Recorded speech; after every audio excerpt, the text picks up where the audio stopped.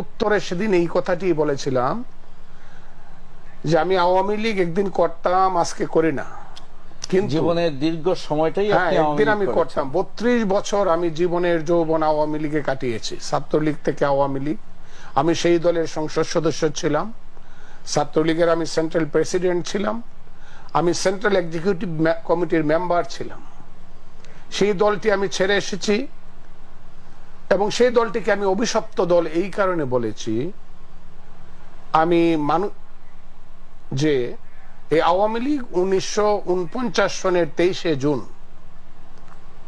ঢাকার ইয়ার মোহাম্মদ খানের বাড়ির রোজ গার্ডেনে প্রতিষ্ঠিত হয়েছিল। যিনি প্রতিষ্ঠাতা সভাপতি ছিলেন তিনি মরহুম মৌলানা আব্দুল হামিদ খান ভাসানী। তিনি আওয়ামী লীগ করে মরতে পারেন নাই।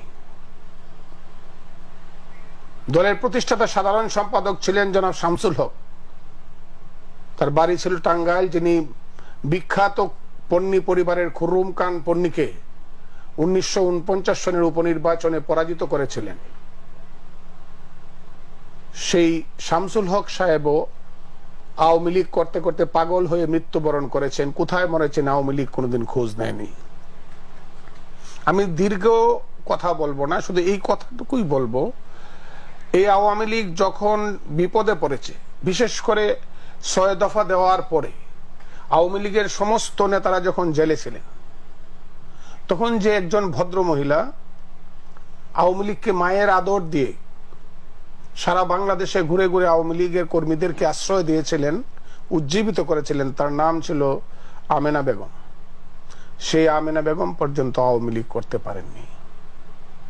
এমনকি যিনি জীবনের যৌবন কাটিয়েছেন কারাগারে, তিলে তিলে আওয়ামী লীগকে গড়ে তুলেছেন, এবং যিনি মুক্তিযুদ্ধের সময় প্রধানমন্ত্রী ছিলেন, যিনি না হলে হয়তো বা মুক্তিযুদ্ধ এত ত্বরান্বিত হতো না, সেই জনাব তাজউদ্দিন আহমদও কিন্তু আওয়ামী লীগ করে মরতে পারেননি।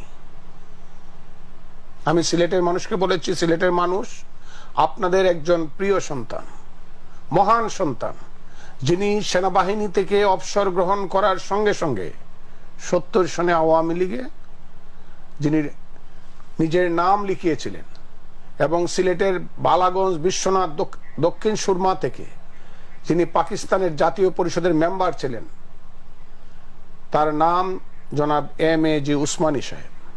এবং মুক্তিযুদ্ধের সময় তিনি মুক্তিযুদ্ধের প্রধান সেনাপতি ছিলেন, তিনিও কিন্তু শেষ পর্যন্ত আওয়ামী লীগ করে মৃত্যুবরণ করতে পারেননি। আমি আরো বলেছি অনেক কথা। ধরেন আজকে আমাকে বলা হয় আমি ছাত্রলীগের প্রেসিডেন্ট ছিলাম, আমার মতো ছাত্রলীগের অনেক প্রেসিডেন্ট ছিলেন। 1962 সনে আইয়ুবের আমলে যখন ছাত্রলীগ প্রতিষ্ঠিত হয়, শাহ মুয়াজ্জেম সাহেব ছিলেন ছাত্রলীগের তখনকার প্রতিষ্ঠাতা প্রেসিডেন্ট। শাহ মুয়াজ্জেম সাহেব আওয়ামী লীগ করতে পারেন নাই। জনাব শেখ ফজলুল হক মুনি 15ই আগস্টে নিহত হয়েছেন। তারপরের প্রেসিডেন্ট ছিলেন জনাব উবাইদুর রহমান, তিনি বিএনপি করে মৃত্যুবরণ করেছেন, আওয়ামী লীগ করতে পারেন নাই। সিরাজ আলম খান, যাকে বলা হয় স্বাধীনতার রূপকার, ছাত্র যুবকদের মধ্যে যিনি স্বাধীনতার বীজ উজ্জীবিত করেছিলেন, আমি আমার অনামিকার আঙ্গুল কেটে তার সামনে রক্ত শপথ করেছিলাম বাংলাদেশের স্বাধীনতার। ইকবাল হল, তৎকালীন ইকবাল হল, আজকের জহুরুল হলের সেই পুকুরের পারে সেই সিরাজুল আলম খানও শেষ পর্যন্ত কিন্তু আওয়ামী লীগ করতে পারেননি। তারপরের প্রেসিডেন্ট ছিলেন জনাব মাজারুল হক বাকি, গণফোরাম করেছেন এবং অজানা অবস্থায় মৃত্যুবরণ করেছেন। তার জেনারেল সেক্রেটারি ছিল সেই মহান নেতা, আমাদের নেতা মাজহারুল বাকি গণফোরাম করেছেন না আব্দুর রউফ গণফোরাম করেছেন? মাজহারুল হক বাকি সাহেব গণফোরামে গিয়েছিলেন। এবং জনাব আব্দুর রাজ্জাক, যিনি দুইবার ছাত্রলীগের সাধারণ সম্পাদক ছিলেন, অত্যন্ত অসহায় অবস্থায় মৃত্যুবরণ করেছেন। আওয়ামী লীগের সাধারণ সম্পাদক ছিলেন, আওয়ামী লীগের সাধারণ সম্পাদক ছিলেন, কিন্তু পরবর্তী সময়ে আব্দুর রাজ্জাক যে দুঃসহ বেদনা নিয়ে পৃথিবী থেকে চলে গিয়েছেন, আওয়ামী লীগ তার সঙ্গে যে নিষ্ঠুর এবং দুর্ব্যবহার করেছে তা তুলনাহীন। তারপরে আরেকজন ছাত্রলীগের পরের প্রেসিডেন্ট জনাব ফেরদৌস আহমদ কুরাইশি আওয়ামী লীগ করতে পারেননি। এরপরের প্রেসিডেন্ট জনাব আব্দুর রউফ, উনি গণফোরাম করে কিছুদিন আগে মৃত্যুবরণ করেছেন।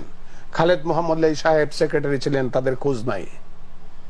তারপরের প্রেসিডেন্ট ইহিয়া খানের মার্শাল্লার সময় যিনি হলেন, তার নাম জনাব তুফায়েল আহমদ, 11 দফা আন্দোলনের মহান নেতা তুফায়েল আহমদ এখন কোনো মতে আছেন পরানো ধরিয়া, রবি ঠাকুরের সেই গানটির মতো কোনো মতে আছেন পরানো ধরিয়া। না থাকলেই হয়তোবা রাজনীতি না থাকলেই হয়তোবা ভালো হতো, আমরা তো অন্তত মনে শান্তি পেতাম যে আমাদের নেতারা অপমানিত হচ্ছেন না। তার সাধারণ সম্পাদকের নাম জনাব আসম আব্দুর রব, আওয়ামী লীগ করতে পারেন নাই। তারপরের প্রেসিডেন্ট জনাব নূরে আলম সিদ্দিকী, যার বক্তৃতায় পদ্মা মেঘনা যমুনার ঢেউ থেমে যেত, সেই নূরে আলম সিদ্দিকী আজও জীবিত, কিন্তু তিনি কিন্তু আওয়ামী লীগ করতে পারেন না।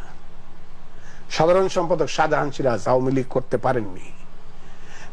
স্বাধীনতার পরে প্রেসিডেন্ট বঙ্গবন্ধুর ভাগ্নে জনাব শেখ শহীদুল ইসলাম, তিনি কিন্তু এখন জাতীয় পার্টি করেন, তিনি আওয়ামী লীগ করতে পারেননি। তার সাধারণ সম্পাদক আব্দুর এম এ রশিদ কোথায় আছে কেউ জানে না, কোনো খোঁজ নাই। তারপরের প্রেসিডেন্ট মনিরুল হক চৌধুরী বিএনপি করেন, সেক্রেটারি সেই শফিউল আলম প্রধান জাকপা করেন। ৭৫-এর 15ই আগস্টের পরে আমরা যারা ছাত্রলীগ করেছি তাদের নাম যদি আজকে বলি, কোথায় সেই এম এ আওয়াল জাতীয় পার্টি করে তিনি মৃত্যুবরণ করেছেন। তারপরের প্রেসিডেন্ট উবায়দুল কাদের এখন একমাত্র ভাগ্যবান ব্যক্তি যিনি এখন যোগাযোগ মন্ত্রী, আমার বন্ধু। সাধারণ সম্পাদক বাহালুল মজনু চুন্নু খুঁজ নাই, হারিয়ে গেছেন। তার পরের প্রেসিডেন্ট জাহাঙ্গীর সাহেবের খোঁজ নাই। জালাল সাহেবের টিম টিম করে জ্বলছেন। আমি ফজলুর রহমান, আমার সাধারণ সম্পাদক বাহালুল মজনু চুন্নু, সেই সবচেয়ে ত্যাগী নেতা মুকুল বোস, ডিজিএফআই তাকে যেভাবে নির্মম অত্যাচার করেছে তার কোন তুলনা নাই। তিনিও এখন আর আওয়ামী লীগের কেউ নন। এমনকি আপনি শুনলে অবাক হবেন, যাকে বলা হতো আধুনিক জগতের ক্ষুদিরাম, যিনি ৭৫-এর 15ই আগস্টের পরে যুদ্ধ করে ফাঁসির মঞ্চে গিয়েছিলেন, তার নাম বিশ্বজিৎ নন্দী, এখন আর আওয়ামী লীগ করেন না। আর আমি যাব না, আর আমি আগাবো না। আপনাদের সিলেটের সন্তান, ডাকসুর ভিপি, স্বাধীনতার পরে ছাত্রলীগের একমাত্র ডাকসুর ভিপি, ছাত্রলীগের প্রেসিডেন্ট, সিলেটের সেই সন্তান সুলতান মোহাম্মদ মনসুর কোথায়, কি করেন কে জানে। আমি সেই কারণে বলছি আওয়ামী লীগ একটি অভিশপ্ত রাজনৈতিক দল, এর সন্তানেরা কেউ এই দলে থাকতে পারে না। এই দলে যারা নেতা হন তারা এই লোকগুলাকে মনে করে তিনি হন মাছের মা, আর সব হলো মাছ। একবার জ্যৈষ্ঠ মাসে ডিম পেরে যান, আর পরের জ্যৈষ্ঠ মাসে মাছগুলো আর থাকে না। বন্ধুরা, সেই বক্তৃতাটি আমি করেছি সিলেটের কাছে আসবো আমি, কারণ এখানে অনেক প্রশ্নের উদ্রেক